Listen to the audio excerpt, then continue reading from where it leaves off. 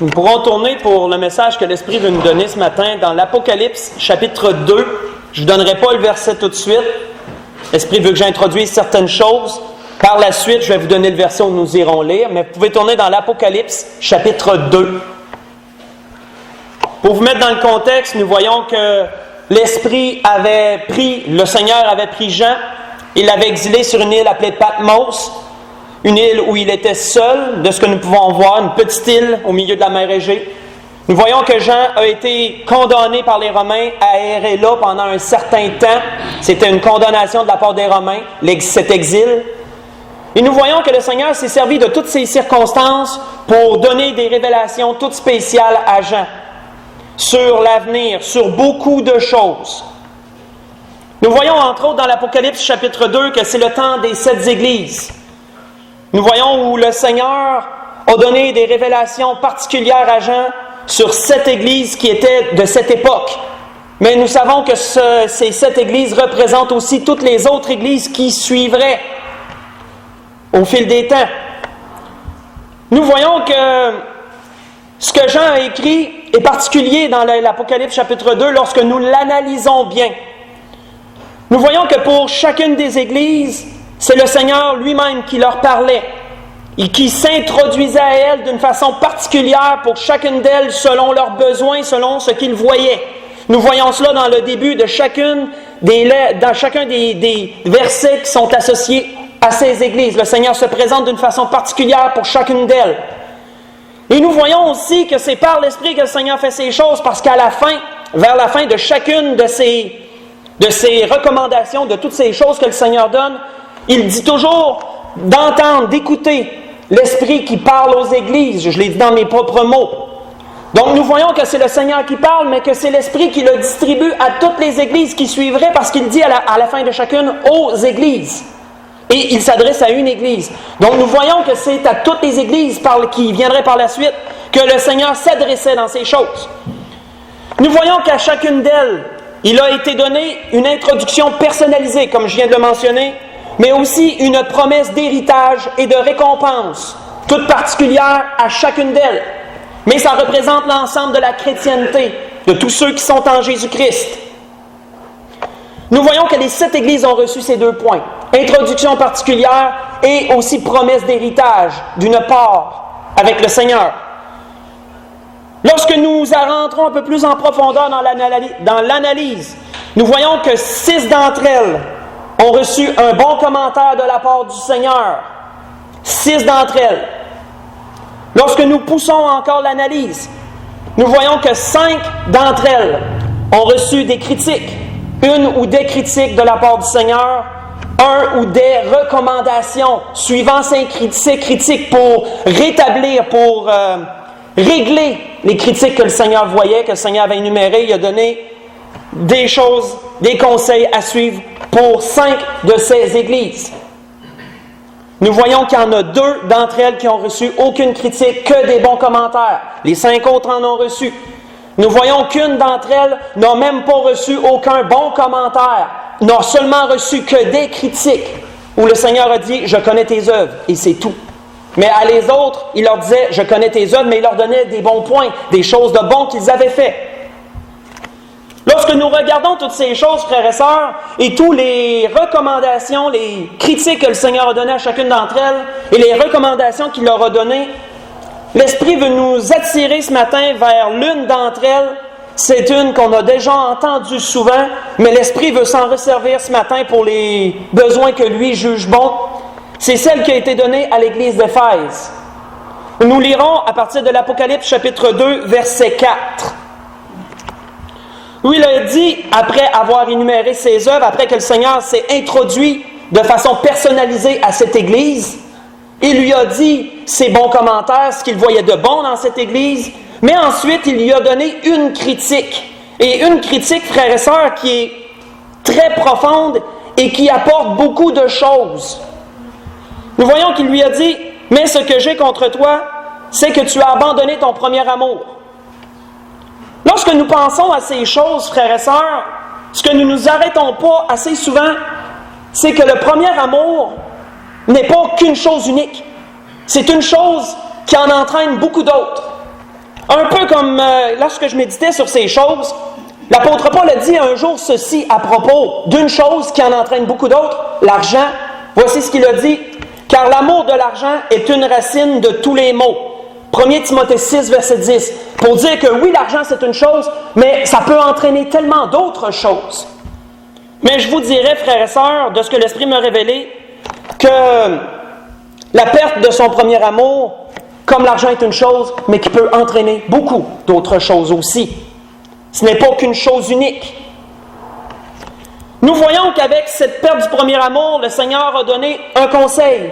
Mais un conseil, frères et sœurs, qui est tellement important, parce que c'est plus qu'un conseil, c'est une procédure à suivre. C'est un cheminement que le Seigneur a donné. Un cheminement en 3 temps. Il a donné, premièrement, souviens-toi donc d'où tu es tombé, repens-toi et pratique tes premières œuvres. Un cheminement en 3 étapes que le Seigneur a donné, particulièrement à cette Église, pour ce point qui est du premier amour, la perte du premier amour. Lorsque nous regardons, frères et sœurs, ces choses, comment pourrions-nous définir le premier amour?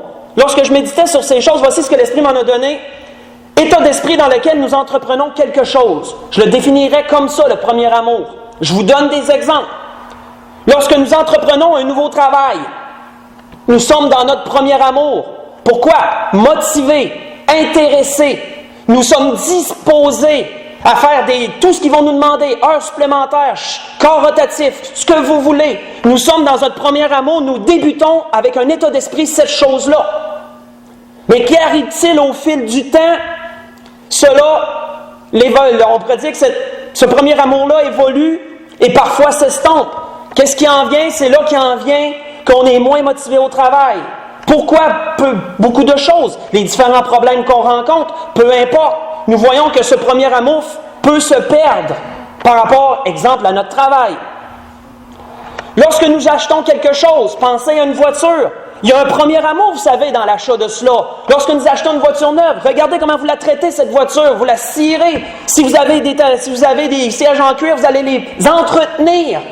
Mais dans 10 ans, ferez-vous la même chose avec cette voiture si vous l'avez encore? Sans doute pas. Il va y avoir un peu d'éraflure dessus. Les sièges vont commencer à se détériorer. Vous n'allez plus cirer la voiture à l'extérieur. Peut-être même vous la laverez même plus. Vous allez dire, l'air correct encore comme ça. Il y a un premier amour dans beaucoup de choses, frères et sœurs. Et bien sûr, dans une relation, bien sûr, c'est toujours là qu'on y pense en premier lorsqu'on parle du premier amour. Lorsque nous sommes dans un premier amour, dans une relation, qu'est-ce qu'on ne ferait pas pour l'être aimé? Il n'y a rien qu'on ne ferait pas. Toutes les bonnes attentions, les mots doux, peu importe, tout vient pour l'être aimé parce que nous sommes dans notre premier amour. Mais nous voyons qu'avec le temps, la relation évolue. Et s'il y a perte de ce premier amour, il vient les accords de conduite, les mots plus durs, toutes sortes d'actions que nous pouvons faire contre l'autre personne. Il y a perte du premier amour. Donc, voyons-nous, frères et sœurs, que dans un premier temps, la première amour, c'est une chose, mais voyons-nous comment ça peut entraîner beaucoup d'autres choses. Ce n'est pas qu'une chose unique, le premier amour. C'est tout ce que ça l'entraîne aussi. Et remarquons, frères et sœurs, un mot que le Seigneur a dit à cette Église, c'est le mot « abandonner ». Il n'a pas dit « tu as perdu ton premier amour ». Parce que perdu voudrait dire quoi? Qu'on l'a égaré sans faire par exprès. Moi, j'ai perdu quelque chose dernièrement. J'avais une petite clip qui était écrite « Pasteur Marc Turcotte ». Ça m'a été donné par mon pasteur à mon ordination. J'y tenais beaucoup. Je l'ai perdu. Je ne sais pas où caler, mais c'était pas volontaire. À un moment donné, je l'ai mis quelque part, puis là, j'essaie, puis je m'en souviens plus. Je l'ai perdu. Mais lorsqu'on abandonne quelque chose, frères et sœurs, c'est pas pareil comme le perdre. Lorsqu'on l'abandonne, voici ce que le dictionnaire dit du mot abandonner, renoncer à quelque chose.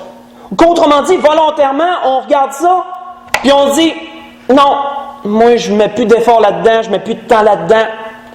Tu ne l'as pas perdu, là. Tu l'as abandonné. Tu as renoncé à cette chose-là. Et pourquoi, frères et sœurs, que cette critique est si profonde pour l'Église d'Éphèse, c'est que le Seigneur ne lui dit pas « tu as perdu ton premier amour ». Le Seigneur lui dit « tu as abandonné ton premier amour ». Et pourquoi, frères et sœurs, abandonner plus que perdre?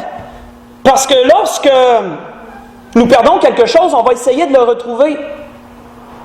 Mais lorsque nous abandonnons quelque chose, on n'y mettra plus de temps, on n'y mettra plus d'efforts, là. On le laisse là, puis on s'en va.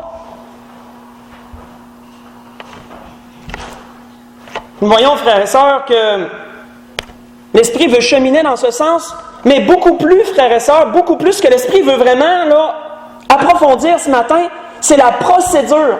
C'est la procédure que le Seigneur a donnée pour remédier à cela. Nous voyons que le Seigneur, à ce moment-là, s'adressait à toute une Église. Mais le Seigneur peut nous faire cette recommandation pour chacun d'entre nous personnellement. C'est à chacun d'entre nous qu'il veut parler. Et le Seigneur, et vous savez, si le Seigneur vous parle, vous le saurez dans ces choses-là.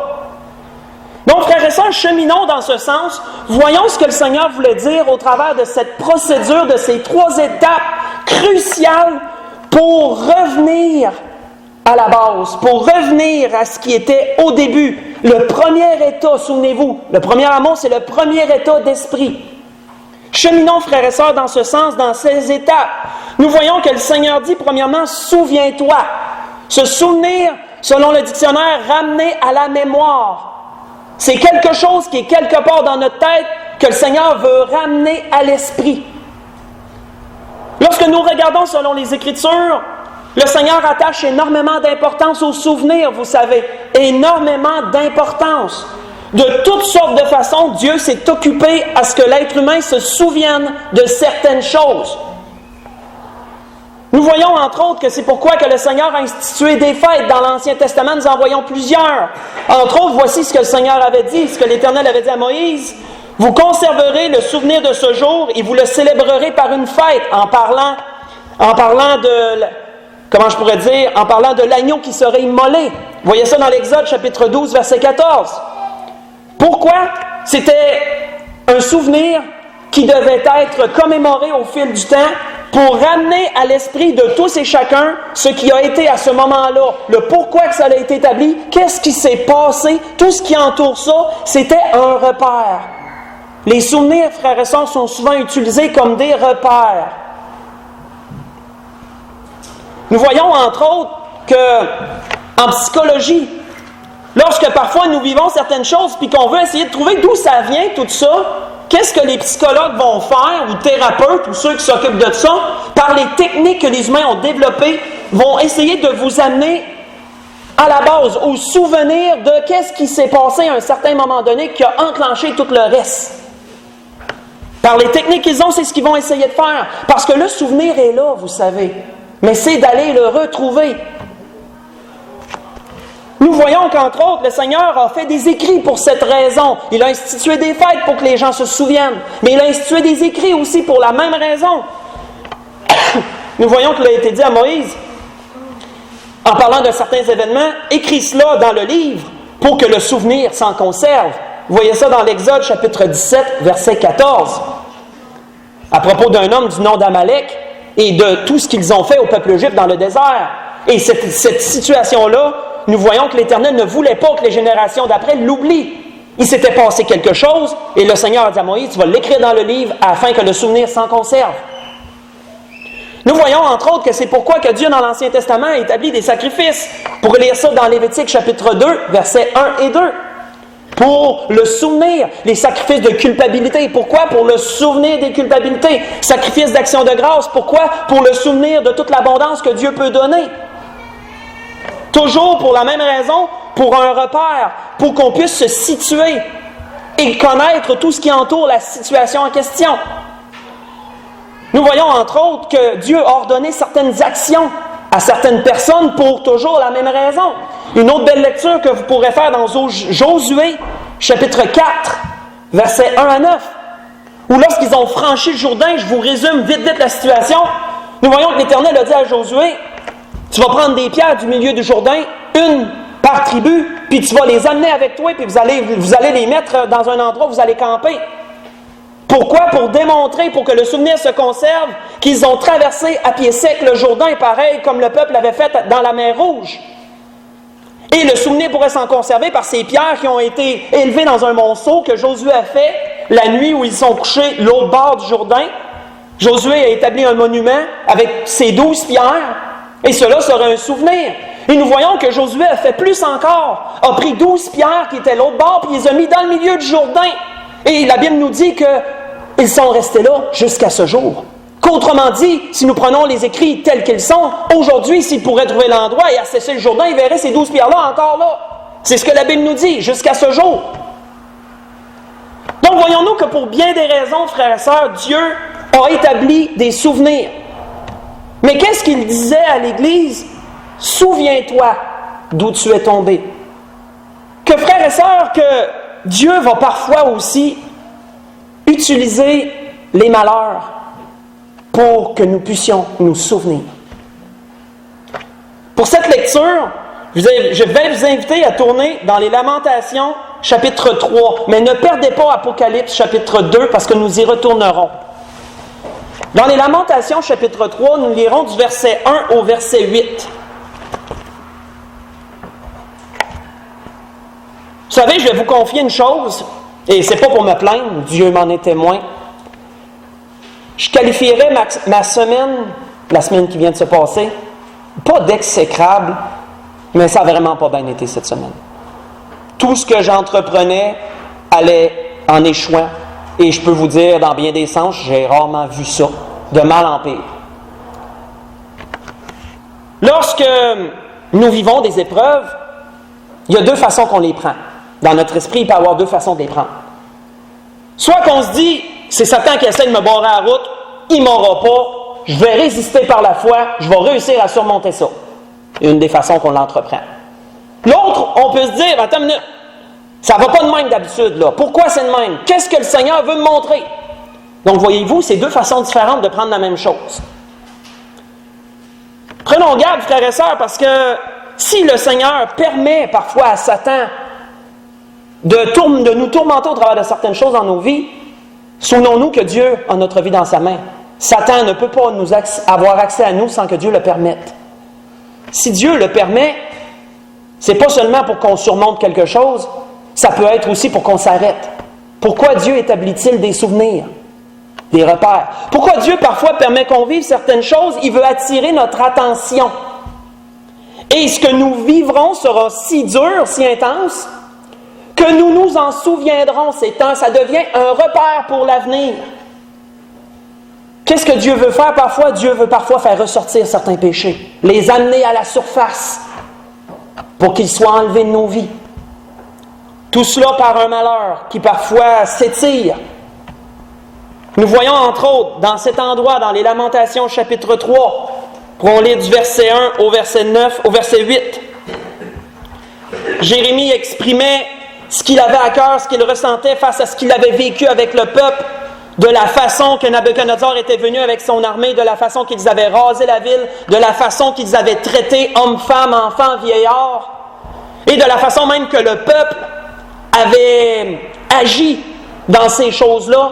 Jérémie a dû vivre cette situation avec le peuple, il a dû subir comme le peuple a subi. Et voici ce qu'il en exprime. « Je suis l'homme qui a vu la misère sous la verge de sa fureur.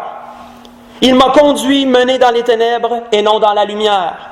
Contre moi, il tourne et retourne sa main. » Ça veut dire quoi? Je voudrais que ça aille mieux, mais Colin, on dirait que ça revient tout le temps pire. Il tourne et retourne sa main. Il a fait dépérir ma chair et ma peau. Il a brisé mes os. Il a bâti autour de moi. Il m'a environné de poison et de douleur. Il me fait habiter dans les ténèbres comme ceux qui sont morts dès longtemps. Il m'a entouré d'un mur pour que je ne sorte pas. Il m'a donné de pesantes chaînes. Des situations quand parfois on n'en voit pas la fin. C'est un peu comme la semaine que j'ai passée, je peux vous dire que j'en vois pas la fin, puis je me demande si la semaine prochaine ça va aller mieux dans ce que j'ai entrepris, peu importe. Mais le Seigneur, c'est pour vous dire que le Seigneur me parle beaucoup au travers de ces choses aussi. Nous voyons qu'il dit, il m'a entouré d'un mur pour que je ne sorte pas. Il m'a donné de pesantes chaînes. J'ai beau crier et implorer du secours, il ne laisse pas accès à ma prière. Nous allons arrêter là. Nous voyons, frères et sœurs, que parfois Dieu nous permet de vivre des choses qui s'étirent sur un certain temps, afin qu'il y ait un souvenir qui se grave dans notre esprit. Entre autres, un repère que nous pourrons utiliser pour l'avenir. Lorsque nous pourrons découvrir le pourquoi qu'une situation est arrivée comme ça, Ou nous pourrons dans l'avenir nous souvenir, oui, je le sais, ce qu'il m'avait montré, je me souviens ce que j'avais vécu à ce moment-là. Je sais pourquoi maintenant que cette chose-là arrive. Si le Seigneur, frères et sœurs, nous parle du premier amour qui a été peut-être abandonné et qui nous dit par après, comme étape première, souviens-toi, je peux vous dire que si le Seigneur nous demande de se souvenir, c'est parce qu'il nous a donné matière à se souvenir. Dieu ne nous demanderait pas de nous souvenir de quelque chose qu'on ne serait pas capable de se souvenir. Si Dieu nous demande un souvenir, c'est parce qu'au moment où quelque chose est arrivé, Dieu a permis un malheur quelconque et peut-être avons-nous passé outre et nous avons continué. Peut-être nous avons pris ça comme un défi, peut-être nous nous sommes dit, Satan s'acharne sur nous, mais on va persévérer. Et peut-être la chose a continué ainsi. Et avec le temps, peut-être que le Seigneur ramène quelque chose d'autre à un moment donné. Le Seigneur parle et reparle. Mais qu'est-ce que le Seigneur dit? Souviens-toi. Souviens-toi d'où tu es tombé. Il y a quelque chose, il y a un point de départ. C'est comme en psychologie. Ils veulent trouver pourquoi vous êtes, mettons, agressif. Ils vont aller remonter dans vos souvenirs jusqu'à un certain moment donné. Il est arrivé quelque chose qui a déclenché tout le reste. C'est la base. Et nous voyons que c'est parfois la même chose que le Seigneur veut faire comme un psychologue qu'il est, comme le psychologue tout-puissant qu'il est, nous faire reculer jusqu'à un point quelconque qui est arrivé quelque chose. Et là, Dieu a permis qu'on s'en souvienne. Mais avec le temps, les choses sont passées. Dieu veut qu'on le ramène à notre esprit. Il veut le ramener à notre esprit, cela. Nous voyons que lorsque le livre des Lamentations a été écrit, frères et sœurs, si nous prenons cet exemple, ce n'est pas au moment où la chose est arrivée. C'est en souvenir de ce qui est arrivé. Vous voyez ça dans Lamentation 5, verset 1. Où il a été dit ceci, pas besoin de tourner, mais il dit « Souviens-toi, Éternel, de ce qui nous est arrivé. » Ça veut dire que ce n'est pas arrivé là. Souviens-toi de ce qui nous est arrivé avant. Autrement dit, Jérémie, il repensait à ces choses-là. Et il nous dit au verset 19 du chapitre 3, « Quand je pense à ma détresse et à ma misère, à l'absinthe et au poison, quand mon âme s'en souvient, elle est abattue au-dedans de moi. » C'est quelque chose, frères et sœurs, qui l'a marqué. On peut le voir au travers de ce livre. Ce qu'il a vécu, ça l'a marqué au fer rouge. Il n'oubliera pas ça. Puis ça a été difficile. Parce que Dieu voulait établir un repère. Dieu voulait qu'il se souvienne.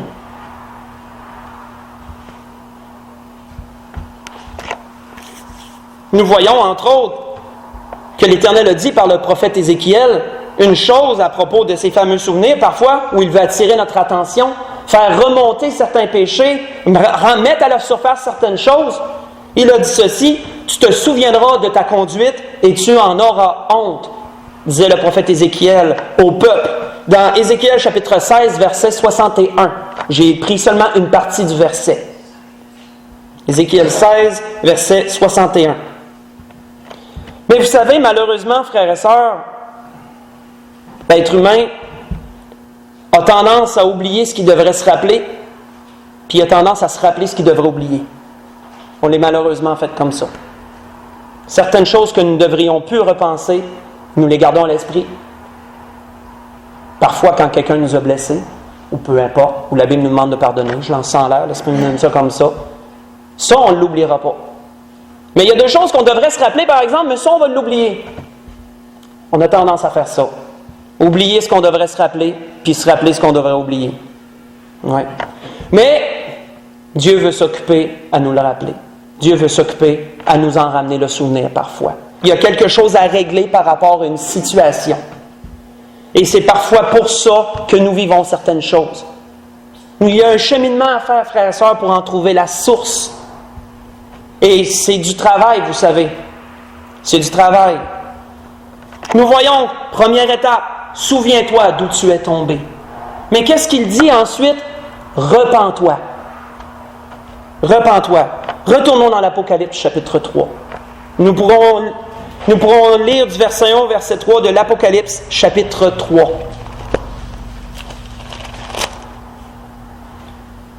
savez, ce cheminement, le Seigneur l'a donné d'une façon complète à l'Église d'Éphèse. Mais il a reparlé de certaines étapes à d'autres églises aussi. Nous voyons entre autres à l'Église de Sardes. Il lui a reparlé des deux premières étapes de ce cheminement. Il a dit, nous partirons du verset 1 au verset 3, « Voici ce que dit celui qui a les 7 esprits de Dieu et les 7 étoiles. Je connais tes œuvres. Je sais que tu passes pour être vivant et tu es mort. Sois vigilant et affermis le reste qui est près de mourir, car je n'ai pas trouvé tes œuvres parfaites devant mon Dieu. » Mais arrêtons-nous sur le verset suivant. « Rappelle-toi donc, souviens-toi. Rappelle-toi donc comment tu as reçu et entendu la parole. » Qu'autrement dit, cette Église, à ce moment-là, certainement qu'ils avaient reçu le pur Évangile, mais avec le temps, est venue la dissolution, certainement. Avec le temps, les choses se sont modifiées, puis c'était sûrement plus rendu la pratique que le Seigneur avait établie au départ. C'est pourquoi il lui dit, « Rappelle-toi comment tu as reçu et entendu la parole, garde-la et repens-toi. » Voyons-nous, frères et sœurs, comment que les 2 premières étapes se retrouvent ici. Souviens-toi où tu es tombé, repens-toi. Nous voyons, frères et sœurs, entre autres, que pour se repentir, pour avoir une repentance sincère, pour en venir à une repentance sincère, il faut premièrement accepter de faire ce cheminement. Il faut premièrement accepter de se souvenir. Si on ne veut pas entreprendre, prendre l'énergie nécessaire pour cela, nous ne pourrons pas trouver le point, nous ne pourrons pas avoir la repentance sincère sur ce point-là. Nous voyons, entre autres, pas besoin d'y tourner. Jérémie disait toujours dans les Lamentations, après avoir décrit sa douleur, après avoir décrit certaines choses, son espérance qu'il gardait en Dieu malgré tout, il a dit pour le peuple, recherchons nos voies et sondons-les et retournons à l'Éternel. Qu'est-ce qu'il dit? Recherchons nos voies ou sondons-les. Et sondons-les, ça veut dire quoi? Essayons de nous souvenir. Souvenons-nous, reculons, analysons. Élevons nos cœurs et nos mains vers Dieu qui est au ciel. Nous avons péché, nous avons été rebelles. Tu n'as point pardonné. Vous voyez ça dans Lamentation chapitre 3, mais verset 40 au verset 42.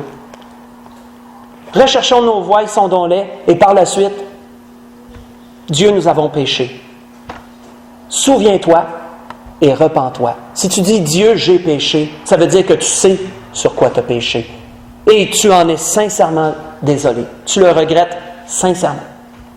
Nous voyons d'ailleurs que c'est la définition du dictionnaire du mot repentir, regretter sincèrement ses fautes, ses péchés. Mais il y a le regret du bout des lèvres et il y a le regret sincère, qui vient du fond du cœur. Et ce regret-là, nous pouvons l'avoir lorsque nous entreprenons la procédure que le Seigneur a donnée. Souviens-toi d'où tu es tombé. Repens-toi sur cette chose ou sur ces choses, s'il y en a plusieurs. Nous voyons, entre autres, que l'apôtre Pierre a dit ceci à propos des païens, mais nous verrons comment l'Esprit veut l'amener. Le Seigneur ne tarde pas dans l'accomplissement de la promesse, comme quelques-uns le croient, mais il use de patience envers tous, envers vous, ne voulant pas qu'aucun périsse, mais voulant que tous parviennent à la repentance. Vous voyez ça dans 2 Pierre chapitre 3, le verset 9. Mes frères et sœurs, si Dieu déploie des trésors de patience de cette façon envers chacun de nous, c'est premièrement envers ceux qui sont perdus. Si Dieu déploie ses trésors de patience envers ceux qui sont perdus, usant de patience malgré tout, désirant qu'ils se repentent, c'est parce qu'il désire entrer en relation avec chacune de ces personnes. Nous voyons que si Dieu utilise des trésors de patience envers chacun d'entre nous, par rapport à ces choses que parfois nous devrions nous repentir, c'est parce que Dieu désire que nous gardions cette relation solide et profonde avec lui au travers de Jésus-Christ. Et c'est pourquoi Dieu est extrêmement patient envers ses enfants pour qu'ils se repentent sur certaines choses. Dieu va se charger à ce qu'ils se souviennent. C'est pourquoi certaines choses arrivent. On les garde à l'esprit, on s'en souvient. Nous voyons entre autres, si nous lisons dans l'Apocalypse chapitre 2, à propos d'une autre église, nous voyons à partir du verset 21 de l'Apocalypse chapitre 2, à l'église de Thyatire, comme vous voyez, le Seigneur puise des choses qu'il a données à chacune de ses églises pour ce qu'il veut donner ce matin. À partir du verset 21, nous lirons le verset 21 et le verset 20 à 23. Il dit « Je lui ai donné du temps pour qu'elle se repente », en parlant de cette situation qu'il voyait dans cette église-là. Je lui ai donné du temps afin qu'elle se repente, et elle ne veut pas se repentir de son impudicité. Voici, je vais la jeter sur un lit et envoyer une grande tribulation à ceux qui commettent adultère avec elle, à moins qu'ils ne se repentent de leurs œuvres. Vous savez, accepter de se repentir, c'est d'accéder au pardon de Dieu. Mais refuser de se repentir, c'est d'aller au jugement de Dieu dans ces choses en question. Il dit, « Je frapperai de mort ses enfants, et tous les églises connaîtront que je suis celui qui sonde les reins et les cœurs, et je rendrai à chacun de vous selon vos œuvres, disait le Seigneur. » Et Dieu, frères et sœurs, agit d'une façon qui nous laisse parfois perplexes. C'est comment je me sens présentement, perplexe, qui veut dire qu'on ne sait pas trop quoi en penser. C'est ce que veut dire le mot perplexe. On ne sait pas trop quoi en penser de ça. Dieu agit d'une façon qui nous laisse parfois perplexes. Nous regardons autour de nous dans ce monde, nous voyons ceux qui sont perdus jouir de la vie, et nous ne voyons pas beaucoup de malheur leur arriver si nous avons des proches. Comme une parabole le disait, à propos de l'homme riche, il menait joyeuse et brillante vie. Juste ce début-là. Il y en a beaucoup qui vivent comme ça. Oui, il y a des païens qui ont des malheurs, oui, on ne dit pas qu'ils sont tous... Mais la plupart, nous voyons que certains ont beaucoup d'égarements et vivent heureux. Et nous qui sommes enfants de Dieu, il ne faut pas s'en permettre trop, parce qu'il arrive des choses assez vite. Dieu a cette façon d'agir qui nous laisse parfois perplexes. On ne sait pas trop quoi en penser. Voici ce que le Seigneur disait un jour sur ce point-là. Sur ce point-là précis, le Seigneur a dit quelque chose. Il dit, « Le serviteur qui, ayant connu la volonté de son maître, n'a rien préparé, n'a pas agi selon sa volonté, sera battu d'un grand nombre de coups. Mais celui qui, l'ayant connu, a fait des choses dignes, celui qui, ne l'ayant pas connu, a fait des choses dignes de châtiment, sera battu de peu de coups. On demandera beaucoup à celui à qui on a beaucoup donné, et on exigera davantage à celui à qui on a beaucoup confié, disait le Seigneur. Voyez ça dans Luc, chapitre 12, verset 47 au verset 49. Verset 48, excusez-moi. Où ici-bas, frères et sœurs, Dieu va s'occuper de corriger ses enfants, plus que les perdus. Dieu veut que les perdus se repentent. Dieu envoie des choses générales. Regardez comment cette année est remplie de calamités diverses, et il y en a encore. Feu de forêt dans le nord du Québec, bien d'autres, là, je ne veux pas partir là-dedans, je ne veux pas m'éloigner de ce que l'Esprit veut donner, mais il y a tellement de calamités qui arrivent cette année. C'est une année de ça, c'est juste au lac Mégantic encore, mais peu importe, il y en a beaucoup. Si vous analysez au travers le monde ce qui arrive, oui, il y en a toujours arrivé, mais cette année est grosse, là. Puis on est rien dans le début de l'année, là. Dieu s'occupe d'essayer d'amener les gens à se repentir, à comprendre, à regarder où ils sont rendus. Mais personnellement, Dieu va s'occuper de ses enfants. Personnellement.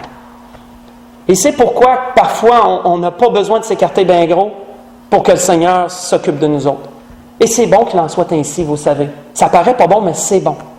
Parce qu'il tient à nous. Ça nous montre qu'il tient à nous. Il ne veut pas qu'on s'éloigne.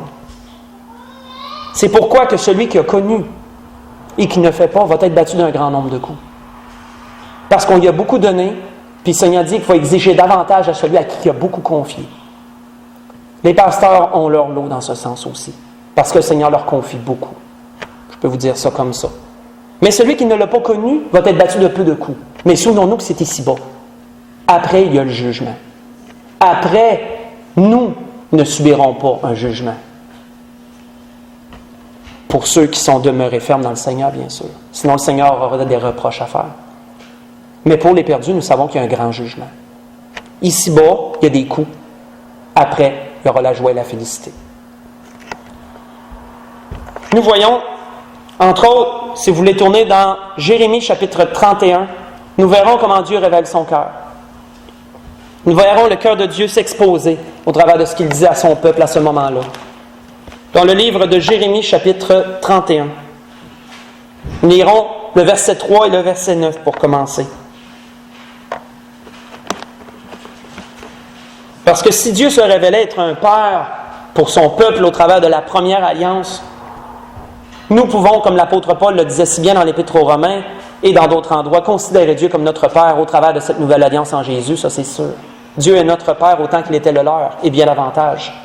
Beaucoup plus personnel. comme on l'a vu précédemment dans d'autres messages.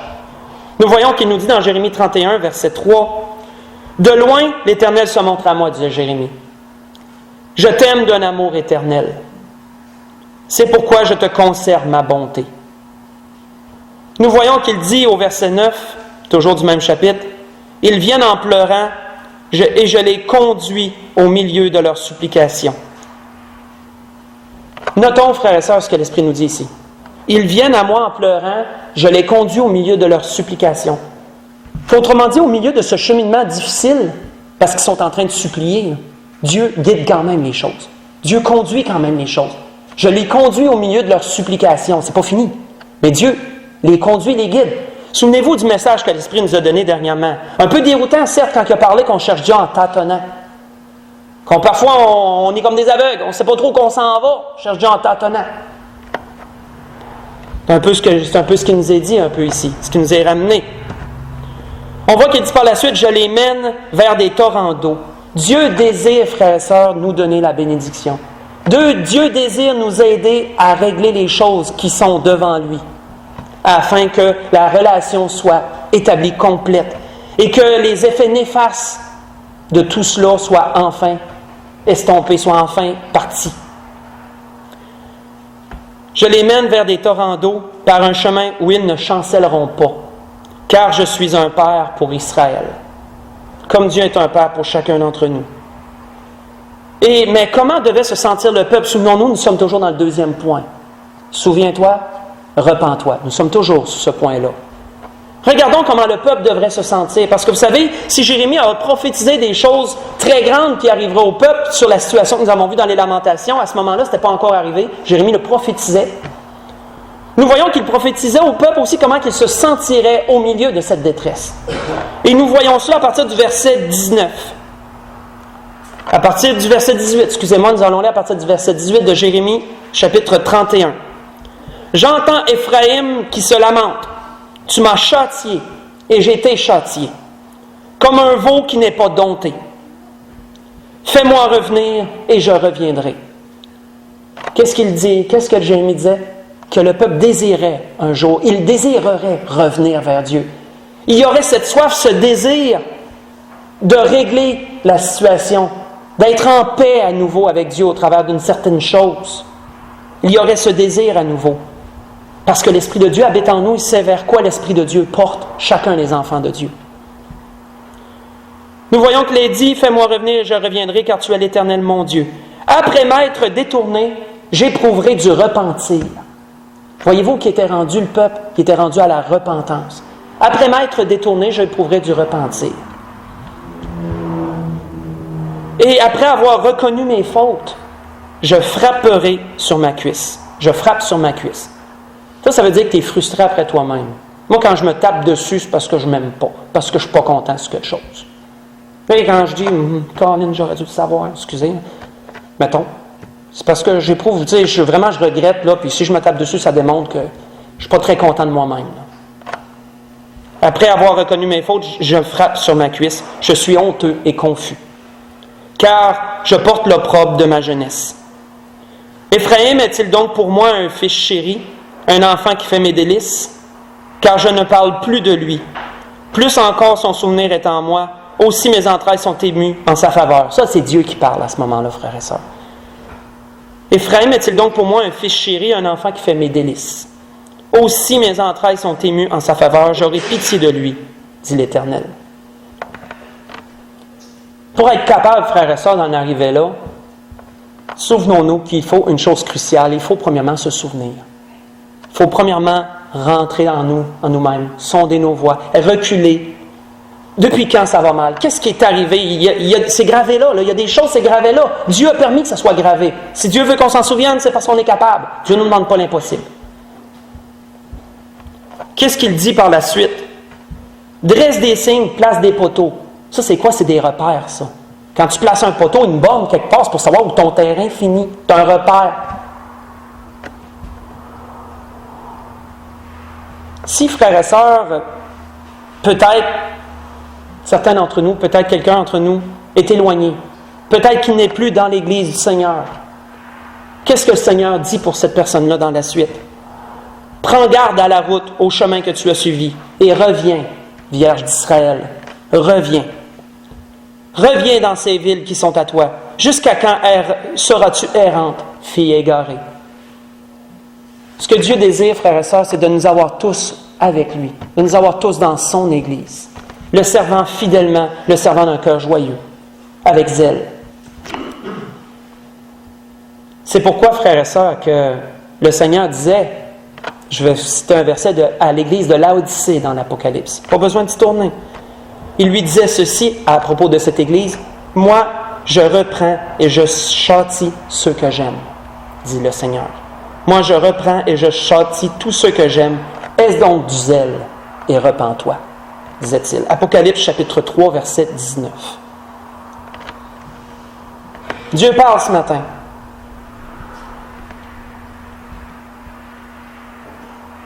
Nous voyons au verset 25 de Jérémie 31, pour terminer cette portion, « Voici ce que l'Éternel lui promet à ceux qui voudront faire ce cheminement, à ceux qui en sentent le besoin. Car je rafraîchirai l'âme altérée et je rassasirai toute âme languissante. » Le Seigneur promet, frères et sœurs, la bénédiction. Il promet le relèvement. Il promet le rétablissement. Mais écoutons ce que le Seigneur dit et ce que l'Esprit dit aux églises dans ce sens ce matin. Tournons dans un autre endroit. Nous allons vers la conclusion dans Luc chapitre 6. Parabole que le Seigneur a établie et qui sera certes de propos pour ce que l'Esprit donne. Car nous allons vers le dernier point avant de conclure. Dans Luc chapitre 6, nous lirons du verset 46 au verset 49.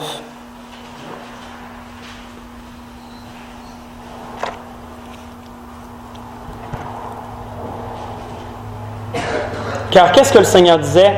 Nous tombons dans le troisième point. Souviens-toi donc d'où tu es tombé. Repens-toi. Ensuite, pratique tes premières œuvres. Nous sommes dans le troisième point. Selon le dictionnaire, frères et sœurs, pratiquer veut dire quoi? Mettre en application des connaissances acquises sur quelque chose. Pensez à un sport. Quand vous commencez un sport, qu'est-ce que vous faites? Vous devez apprendre les règles. On ne peut pas pratiquer un sport sans savoir les règles. Et lorsqu'on en sait les règles, on met en application la connaissance de ces règles-là, sur ce sport-là, de sorte qu'on demeure selon les règles. Parce que sinon, si on pratique le sport, on n'est pas selon les règles, on va se faire débarquer. Si vous êtes dans une ligue de hockey, puis que vous ne respectez pas les règles, ben ils vont vous sortir, vous ne serez plus dans la ligue. Vous devez mettre en application les connaissances que vous avez acquises sur cette chose-là. Et je peux vous dire que le cheminement chrétien, c'est une pratique. Nous acquérons des connaissances par le Saint-Esprit et nous devons les appliquer. C'est ce que veut dire le mot « pratiquer ». Nous voyons que le Seigneur disait ici, à partir du verset 46, « Pourquoi m'appelez-vous Seigneur, Seigneur, et ne faites-vous pas ce que je vous dis? Je vous montrerai à qui est semblable tout homme qui vient à moi, entend mes paroles et les met en pratique. Qui vient à moi et qui tend l'oreille, qui entend les paroles que je lui dis et qui les met en pratique, qui met en application les connaissances qu'il aura reçues de moi. » Ce qu'on peut dire. Il est semblable à un homme qui, bâtissant une maison, a creusé profondément, a posé le fondement sur le roc. Une inondation est venue, le torrent s'est jeté contre cette maison, sans pouvoir l'ébranler, parce qu'elle était bien bâtie. Vous savez, les torrents, ça représente bien des choses, les épreuves de cette vie, les doutes, les persécutions. Le vent aussi, souvent quand il y a des torrents, il y a du vent. Quand on est sur l'eau, s'il y a des grandes vagues, c'est parce qu'il y a du vent qui émène ces vagues-là. Et nous savons que c'est Satan qui dirige ces choses souvent. Mais celui qui aura bâti de façon professionnelle, je dirais, avec les connaissances qu'il a acquises, qui aura mis en pratique ces connaissances-là, aura établi sa maison sur le fondement solide qui est Jésus-Christ. Et ces choses pourront survenir, la maison ne tombera pas. La maison ne tombera pas. Une inondation est venue, le torrent s'est jeté contre cette maison sans pouvoir l'ébranler, parce qu'elle était bien bâtie. Mais celui qui entend et ne met pas en pratique est semblable à un homme qui a bâti une maison sur la terre, sans fondement.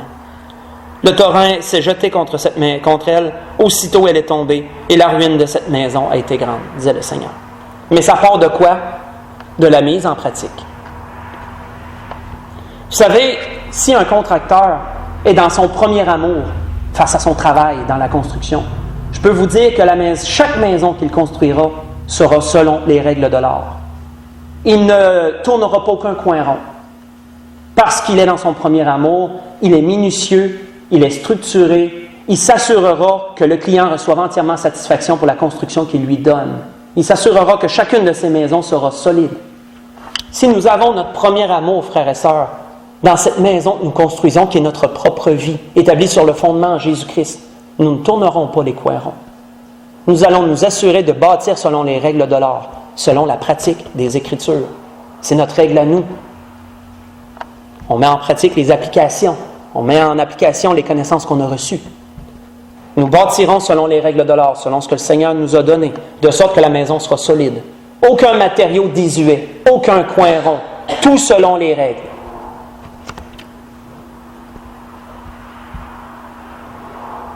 Vous pourrez lire pendant la semaine Jacques chapitre 1, verset 22, si vous l'allez lire pendant la semaine. Jacques parle exactement de ces points. Mettez la parole en pratique et ne vous bornez pas à l'écouter en vous trompant vous-même par de faux raisonnements. Excusez-moi, vous n'aurez pas besoin d'aller le voir, je viens de vous le citer, je suis désolé. C'est mon habitude, des fois je garoche ça de même, désolé. Comprenons, frères et sœurs, ce que l'Esprit donne ce matin. Parce que nous allons à la conclusion maintenant, mais l'Esprit a donné tout un cheminement au travers de cette parole que Jésus a donnée à cette Église de l'Apocalypse.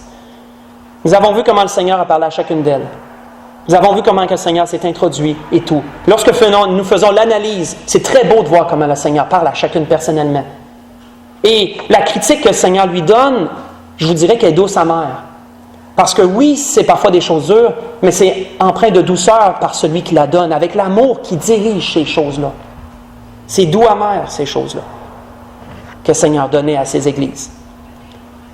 Nous voyons, entre autres, que le Seigneur nous a parlé d'une église particulière, celle d'Éphèse, et de ce point que tu as abandonné ton premier amour.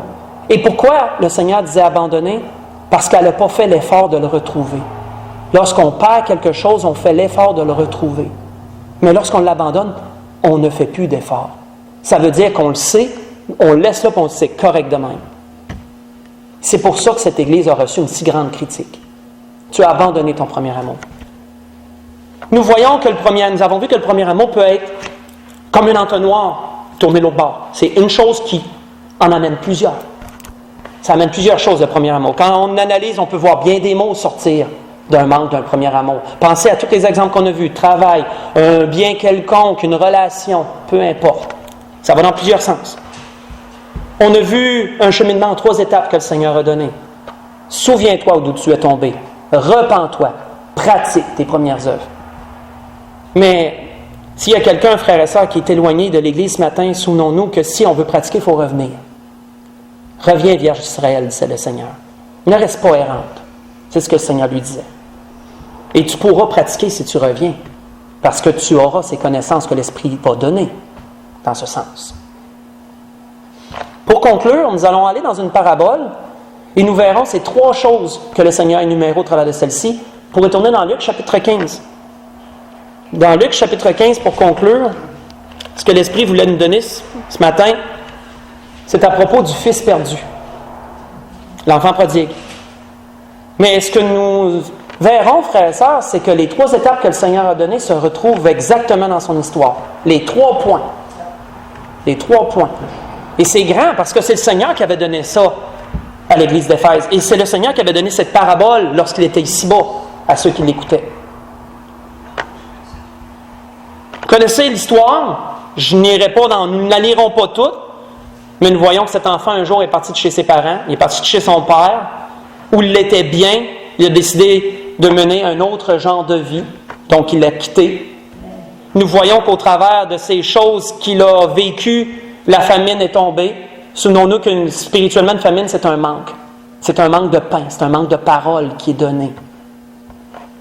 Nous voyons qu'à ce moment-là, lorsqu'il a éprouvé la famine, il a commencé à essayer de se débrouiller par lui-même au début. Il a essayé de trouver un travail chez un éleveur de pourceaux. Il a regardé ce que les pourceaux mangeaient, puis il mangeait mieux que lui.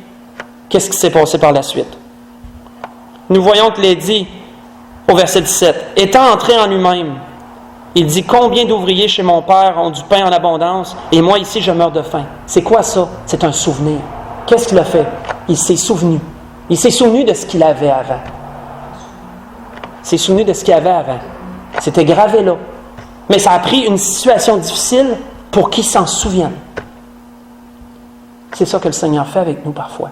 Des choses difficiles qu'on vit parce que le Seigneur veut qu'on se souvienne. Souviens-toi. Nous voyons ensuite qu'il dit « Je me lèverai et j'irai vers mon Père et je lui dirai « Mon Père, j'ai péché contre le ciel et contre toi. Je ne suis plus digne d'être appelé ton fils. Traite-moi comme l'un de des ouvriers. » Qu'est-ce que c'est ça? C'est une repentance. Souviens-toi, repens-toi. Et nous voyons que par la suite, il a dit dernièrement, il se leva et alla vers son Père. C'est quoi? C'est de mettre en pratique les premières œuvres. Revenir où il était au début. C'est la grâce que je nous souhaite à tous au travers de ce que l'Esprit voulait donner ce matin. Ce sont des choses difficiles parfois, mais certainement que chacun pourra récolter selon ce que l'Esprit voulait lui donner. Et puis sur nous, frères et sœurs, si nous avons besoin de faire ce cheminement, de ne pas hésiter à le faire.